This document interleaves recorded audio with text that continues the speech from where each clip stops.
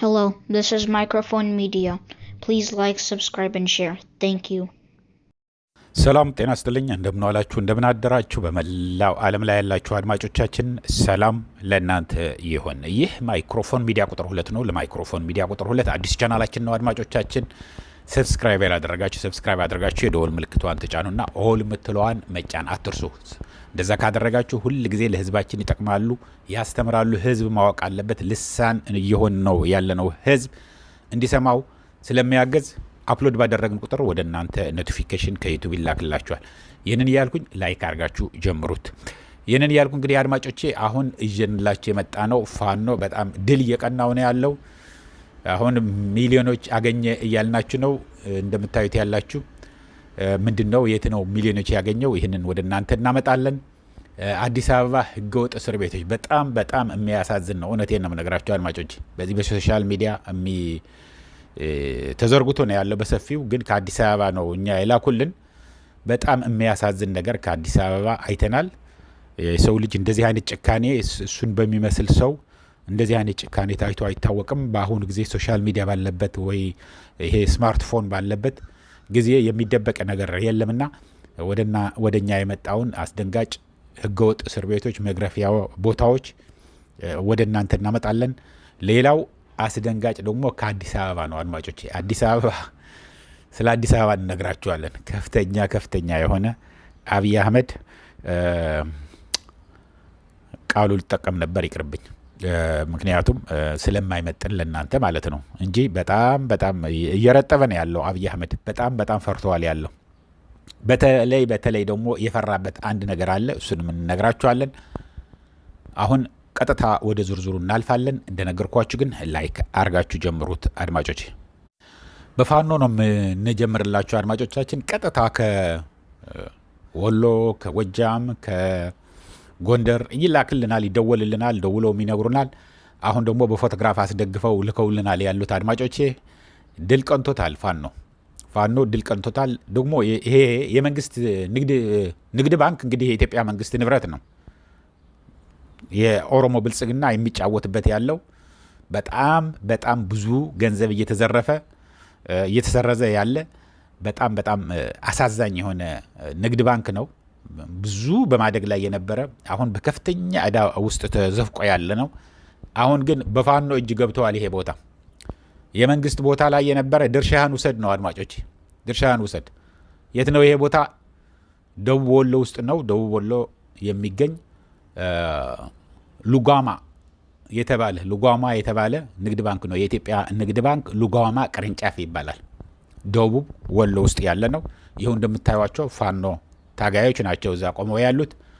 ብዙ ቦታ ነው። ይህንን እንደ ሳምፕል ላኩልን እንጂ እንደ ናሙና ላኩልን እንጂ በጣም ብዙ ሰፊ የሆነ ቦታ እየተቆጣጠሩ ነው ያሉት። በተለይ ባለፈው ሳምንት በጣም ብዙ ድል ገጥሞታል ያለው። በጣም ድል ሲያገኝ ፋኖ ደግሞ የኢትዮጵያ መንግስት ምን እንደሚል ታውቃላችሁ? አብይ አህመድ እና ብርሃኑ ጁላ የቲዲኤፍ ነው መጥቶ እንደዚህ የሚያደርግ ያለው፣ ቲዲኤፍ ወሮናል፣ ቲዲኤፍ ይላል። ይሄ ደግሞ አፋር ያለው የነሱ ያላቸውን አሁን ከብልጽግና ጋር ሆነው ያሉት ከቲዲኤፍ ይዘው በገንዘብ በምናምን ተለምነው ተከፍለዋቸው እዛ ሄደው ያሉትን እነሱን ያመጣና ይማረክ ናቸው ይላል። እንግዲህ የሚሰሩት ያሉትን እነሱ ለብልጽግና ነው። በደንብ ያዙልኝ። ይሄ እነዚህ አፋር ሂደው ያሉት የቲዲኤፍ አባል የነበሩት ወይ ደግሞ የትግራይ ወጣቶች ናቸው። በገንዘብ እንሰጣቸዋለን፣ መኖሪያ ቦታ የምትሰሩበትን እንሰጣቸዋለን፣ ብዙ ነገር ጥቅማ አለ ብለው ብቻ የወሰዷቸው ነው። አሁን ምን ያደርጋሉ? ጦርነት ሲጀመር ጦርነቱ ከበድ ካላቸው ግቡ ይሉና እንዲማረኩ ይደረጋል። እነዚህ ሰዎች የቲዲኤፍ አባሎች አይደሉም። እዚህ አፋር ላይ ያሉት በብልጽግና ራሽን የሚኖሩ ናቸው። የኢትዮጵያ ፌዴራል ፖሊስ የሚቆጣጠራቸው ናቸው። ብርሃኑ ጁላ ደሞዝ የሚከፍላቸው ናቸው። ራሽን የሚሰጣቸው ናቸው። ግን ምን ያደርጋሉ? ሲሸነፉ አይ ቲዲኤፍ መጥቶ እንዳውም ከቲዲኤፍ እኮ 3-4 ማርከናል ብለው ያወጧቸዋል። ግን ውሸት መሆኑን በደንብ እንድታውቁት ብዬ ነው። ግን በጣም ብዙ ንብረት ሚሊዮኖች ደግ አደረጉ። እኔ ፋኖ ይሄ ንግድ ባንክ የግል ባንኮችን አትውሰዱ እንጂ የኢትዮጵያ ንግድ ባንክ እንኳን ፋኖ ለሀገሩ የሚታገል ያለ ይቀርና አዲስ አበባ ተቀምጦ ህዝብን እያንገላታ ህዝብን እየጨፈጨፈ ያለ እየዘረፈው እኮ ነው ያለው። ስለዚህ ድርሻችሁ ውሰዱ ነው የምለው። እንደምታዩት ያላችሁ ግን ሉጓማ የሚባል ደቡብ ወሎ ውስጥ ያለው ባንክ በሩ ላይ የምታያቸው ያላችሁ ፋናዎች ናቸው። ሚሊዮኖች ነው ባንክ ውስጥ። አንድ ባንክ ከያዝክ መቼም ሚሊዮኖች ነው የምታገኘው። እዛ የቆጠቡት ሰዎች አንድ ሳንቲም አይከስሩም። ምክንያቱም ንግድ ባንኩ ኃላፊነት አለበት። ሴቭ አድርገዋል፣ አስገብተዋል፣ ቁጠባ ውስጥ አስገብተዋል። ከዛ በኋላ ማን ነው ኃላፊነት የሚወስደው? ባለ ባንኩ ነው። ንግድ ባንክ ብቻ አይደለም፣ የግል ባንኮቹንም እንደዛ ናቸው። ሁሉ ባንኮች ካስቀመጥክ ሌባ መጥቶ ይስረቀው፣ እሳት ይቃጠል፣ የሆነ ፍላድ ያርግ፣ በኃይለኛ አውሎ ነፋስ ይወሰድ፣ ያንተ ችግር አይደለም። እስካስቀመጥክ ድረስ ደብተርህን እስከያዝክ ድረስ ገንዘብህን ታገኛለህ። ስለዚህ ከአብይ አህመድ የሚወሰድ ነገር ደጋረጋችሁ ነው የምንለው። ይህንን እያልኩ ወደሚቀጥለው ልለፋ አድማጮቼ። ወደሚቀጥለው ስናልፍ በጣም የሚያሳዝን ነገር ነው ያየ ነው። ይሄ የምታዩት ያላችሁ ሁለት ሰዎች ቆመው የምታዩቸው ወጣቶች ናቸው። እዛ ያሉትን የትግራይ ተወላጅ ወጣቶችና የአማራ ተወላጅ ወጣቶች ናቸው አሉ። በተለያየ ስውር እስር ቤቶች አዲስ አበባ ውስጥ ሲገርፏቸው ነው የሚያሳየው ቪዲዮ። እውነት ለመናገር እኔ ማሳየት አልፈለግኩም እንጂ ልከውልናል። ሂዳችሁ ልልክላችሁ እችላለሁ፣ የግድ ለጥፈው ካላችሁ ወይ በቴሌግራም። ምክንያቱም በጣም ያሳዝናል ሲገርፏቸው፣ አገራረፋቸው በቃ አንቀው ነው የሚጥሏቸው። በጣም ዘግናኝ የሆነ አገራረፍ ነው። ደግሞ ህግ የማያውቀው በየመኖሪያ ቤት የሚመስል በተለያየ ጉርማንጉር ወስደው እንደዚህ ይገርፏቸውና ያላቸውን ገንዘብ በሙሉ ይወስዳሉ። ወጣቶች ናቸው እነዚህ፣ ምንም ነገር የላቸው። ቆራሌ እያሉ ሲለቃቅሙ የነበረዋትን እጃቸው ላይ ያንጠላጠለዋትን ፌስታል ብቻ ነው ንብረት ያለቻቸው። ግንስ ገንዘብ ምናልባት ቆጥቦ ቢሆናል ተብሎ እንደዚህ አስገብተው ሲገርፏቸው ሲጨፈጭዋቸው ነው የምታዩት። በጣም የሚያሳዝን ነው።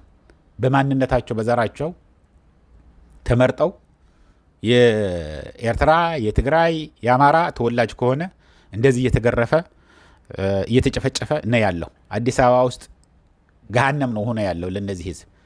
ግን አዲስ አበባ እውነት ለመናገር ወደሚቀጥለው ወስዳችሁ አድማጮች ተለተለ እያልኩ ስለሆነ የምጨርስላችሁ ረዘም ማድረግ ስለማልፈልግ አዲስ አበባ ከፍተኛ ፍርሃት ነው ያለው አድማጮች።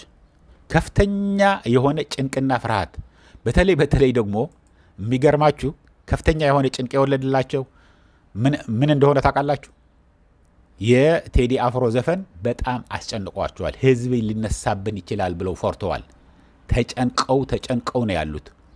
ይህንን ማጋነን አይደለም አድማጮች፣ እየደወሉ የሚነግሩን ያሉት። ከኮተቤ አካባቢ ደውለውልናል፣ ከውንጌት አካባቢ ደውለውልናል፣ ከጦር ኃይሎች አካባቢ፣ የብስራተ ገብርኤል የሚሉት አካባቢ፣ ከተለያየ አካባቢ ከፍተኛ የሆነ ጭንቅና ከፍተኛ የሆነ እንቅስቃሴ ነው ያለው። ፖሊሱስ፣ የጸጥታስ፣ የጽዳትስ የምናምን የሚባለውን ህዝቡ በከፍተኛ በመንቀሳቀስ ላይ ነው ያለው እና ትንሽ ነገር ካዩብህ ወይ ደግሞ ትንሽ ከመሸ ሙልጭ አድርገው ገርፈው እንደምታዩቸው ያላችሁ ገርፈው ነው ማነሱ የሚያደርጉ። ህዝቡ ግን ተቆጭተዋል፣ ተነስተዋል። አሁን የመጨረሻዋ ቀን እየደረሰች ነው አድማጮች፣ የመጨረሻዋ እየደረሰች ነው የሚል ያለው። ምክንያቱም ህዝቡ ሞሮታል። መታገልም ጀምረዋል። ሰወር ያለ 2-3 ሆነው ፖሊሶች ከሆኑ እነሱንም አናታቸው ማለት ጀምረዋል። 2 ቦታ ላይ ፖሊሶቹን እንደዚህ በዚህ በድንጋይ አንስተው አናታቸውን ብለው ሂደው አምልጠው ይሄዳሉ አሉ እና ህዝቡ ዝም ብሎ መገረፍ ሰልችቶታል፣ ሞሮታል። አመች ከሆነ ጠበንጃ ከሌላቸው ጠበንጃቸው ደግሞ አደጋ ሊያደርስብን ይችላል አያየንም ካሉ ቀድመው መዘረፋችን ላይቀር ብለው አናቱን ማለት ጀምረዋል። ህዝቡ መድፈር ጀምረዋል። በተለይ ይህንን ዘፈን ከወጣ ጀምሮ በከፍተኛ ደረጃ አብይ አህመድ ጭንቅ ላይ ነው የገባው። ከፍተኛ የሆነ ጭንቅ፣ ይህ ማጋነን አይደለም። ከፍተኛ የሆነ ጭንቅ ነው ያለው እና ከፍተኛ የሆነ ችግር ደግሞ አለ። አሁን ትናንትና ማታ አንዱ ደውሎልኝ ነበር። እንዳለ ከተማው ጨለማ ነው አሉ። መብራት የሚባል ነገር የለም፣ እልም ያለ ጨለማ ነው። እንግዲህ ይታያችሁ አዲስ አበባ አድጋለች፣ ተመድጋለች፣ ብልጭልጭ ሆናለች። ፋውንቴን አለ፣ እንደ ዛፍ አለ፣ ግሪን አለ፣ ሁሉም ነገር ይባል ነበር አይደል? በየቀኑ ግን ምን እየሆነ ነው? መብራት እየጠፋ ነው። ለ3 ለ4 ቀን የሚቆይበት አለ ውሃ፣ ያለ ውሃ። በተለይ ደግሞ ኮንዶሚኒየም የሚኖሩ ይታያችሁ 15 ቀን 20 ቀን የሚቆይበት ጊዜ አለ አሉ። ልክ እንደ ገጠር ከተሞች ትንንሽ ከተሞች በቦቴ እየመጣ ነው የሚሸጥልህ። ቦቴው ደግሞ ከየት እንደሚሞላ ውሃውም አይታወቅም። እሱንም በብዛት እኮ አታገኝም። ሽንት ቤቶቹ በሙሉ የኮንዶሚኒየሞቹ ገምተዋል አሉ።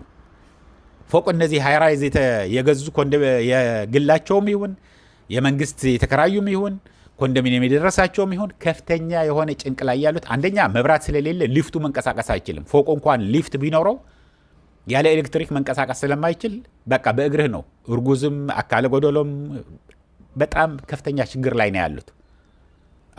እነዚህ አቅመ ደካሞችን እንግዲህ ይታያችሁ 13 14 ፎቅ ወደ ላይ በእግር ስቴርዌይ ተጠቅመህ ውጣ ስትለው በምንም ተአምር ታች በረንዳ ላይ ነው ቁጭ ብሎ የሚያመሹት። ይመጣል ብሎ ቤታቸው ሳይገቡ የሚያድሩ አሉ። እንግዲህ በጣም ሚሊዮኖች ከፍለው የገዙት ቤቶች ናቸው እነዚህ። አሁን ደግሞ በጀነሬተር የሚሰራ የነበረው ጀነሬተሩ ደግሞ ነዳጅ ስለሌለ ማግኘት አይችሉም። በጣም የሚገርም ነው። እና እንደዚህ ነው ያለው። የአዲስ አበባ ህዝብ ቁጭ ብለህ ዝም ብለህ መፍትሄ አታገኝም። ተንቀሳቀስ። አሁን እንደምንነግርህ ያለ ነው። አንዳንድ ሰዎች ጀምረዋል፣ ቆራጦች ጀምረዋል። ብዙ ነገሮች እየተነገረን ያለው እዚህ አካባቢ ማለት አንፈልግም፣ ምክንያቱም ችግር እንዳይፈጠርባቸው። ግን አናታቸውን ማለት ጀምረዋል። ፖሊሶቹም አንዳንድ ፖሊሶች ሂድ እለፍ አምልጥ የሚሉ አሉ። አምልጥ። ምክንያቱም የአዲስ አበባ ፖሊስ ከተለያየ ብሔር ብሔረሰብ ነው የነበረው። አሁን ግን እንዳለ አንተ ና የሚል ነው ያለው አሉ። ሴት ሁን ወንድ ሁን ምንም ነገር በማይለይ አንተ ነው የሚሉት። ትልቅ ሁን አዛውንት ሁን ቄስ ሁን ኢማም ሁን አንተ ና ይላል። መታወቂያውን ያሳያል። ከዛ በኋላ ሰዋራ ቦታ ላይ ወስዶ ይዘርፋል። ክፈል ይህን ያህል ትራንስፈር አድርግ ወደ አካውንቴ። ይህን ያለው አድማጮች እንግዲህ ንስሐ መግባት አለበት የአዲስ አበባ ህዝብ። እውነት ለመናገር እኛ ጋር አይደርስም ብሎ ስንት ነገር ሲጨፈር እልል ሲባል እቃውን ስራውን ጥሎ ልጆቹን ጥሎ ወደ መስቀል አደባባይ እየሄደ የነበረውን ጁንታ ተቃጠለ፣ ጁንታ ተሸነፈ፣ የሌለ የውሸት እገሌ ታሰረ፣ እገሌ ተገደለ እያለ አብይ አህመድ ሲያስጨፍራቸው የነበረውን አሁን እያንዳንዱን እያቃጠለ ነው ያለው። ይህንን ያልኩ እንግዲህ አድማጮቼ ለአሁን እዚህ ይበቃኛል። እስከሚቀጥለው ጊዜ ድረስ ሰላም፣ ደህና ዋሉ፣ ደህና ደሩ። ቻው።